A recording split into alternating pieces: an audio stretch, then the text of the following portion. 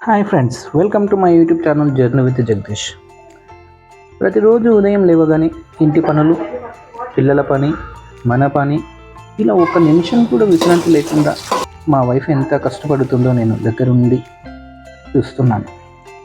మనకు 3 పూటలు తిండి పెట్టే చేతులు, మన పిల్లల్ని ప్రేమగా చూసుకునే హృదయం, ఇవన్నీ ఒక అమ్మాయి వైఫ్ అయిన తర్వాతే ఎంత గొప్పగా మారుతాయో నాకు అర్థమైంది. నా వైఫ్కి చెప్పాను, ఈరోజు నీ పని ఏమీ లేదు, పిల్లల్ని రెడీ చేయి, మనం బయటికి వెళ్దామని. ఇప్పుడు గవర్నమెంట్ ఇచ్చిన ఫ్రీ బస్సు వల్ల మా వైఫ్కి ప్రయాణం కూడా చాలా సులభంగా అయింది. ఆమెకి టికెట్ గురించి ఆలోచన లేకుండా పిల్లలతో కలిసి ఆనందంగా ప్రయాణం చేయగలుగుతుంది. మనం చిన్న చిన్న విషయాల్లో కూడా సంతోషం ఎత్తుకుంటే కుటుంబం ఇంకా దగ్గర అవుతుంది అనిపించింది. అలా మా ప్రయాణం మొదలై ట్యాంక్ బండ్కి వచ్చాం. ఇక్కడ గాలి చాలా చల్లగా ఉంది. పిల్లలు కూడా చాలా ఆనందంగా ఉన్నారు. నా వైఫ్ ఎప్పుడు పిల్లల కోసమే ఆలోచిస్తుంది. తన సంతోషం గురించి మాత్రం చాలా అరుదుగా ఆలోచిస్తుంది. కానీ ఈరోజు ఆమె కూడా పిల్లల్లాగా ఆనందంగా కనిపించడం నాకు చాలా ప్రత్యేకంగా అనిపించింది. మొదటిసారి బోట్లో మా పిల్లలను తీసుకొని బుద్ధ విగ్రహం దగ్గరగా చూశాను. ఆ ప్రశాంతంగా నిలబడి ఉన్న బుద్ధుడిని చూస్తుంటే మన జీవితంలో కూడా కొంచెం శాంతి ఉండాలి అనిపించింది. ప్రతిరోజు కష్టపడే నా వైఫ్కి కూడా ఇలాంటి చిన్న చిన్న సంతోషాలు రావాలి అనిపించింది.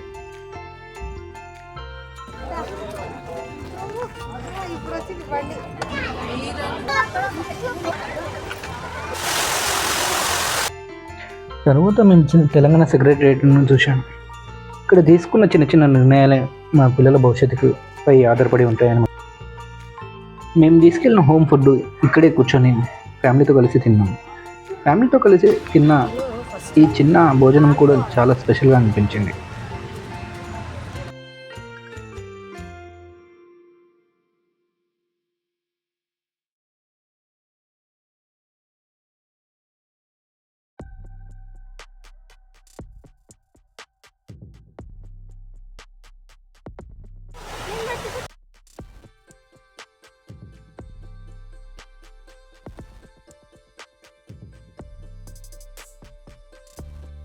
మన జీవితంలో చాలామంది వస్తారు, వెళ్ళిపోతారు.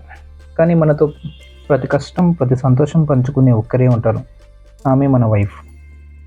ప్రతిరోజు మన కోసం తన అలసటను కూడా మర్చిపోయి కష్టపడే నా వైఫ్కి ఈరోజు చిన్న సర్ప్రైజ్ ఇవ్వగలిగినందుకు నాకు చాలా ఆనందంగా ఉంది. ఈ ఉమెన్స్ డే రోజు నా వైఫ్కి మరియు ప్రతి మహిళకి నా హృదయపూర్వక నమస్కారం. ఈ వీడియో మీకు నచ్చితే లైక్ చేయండి, మీ ఫ్యామిలీతో షేర్ చేయండి, మా ఛానల్ని సబ్స్క్రైబ్ చేయండి, మర్చిపోకండి. మరి కొత్త వీడియోతో మేము ముందుకు వస్తాం.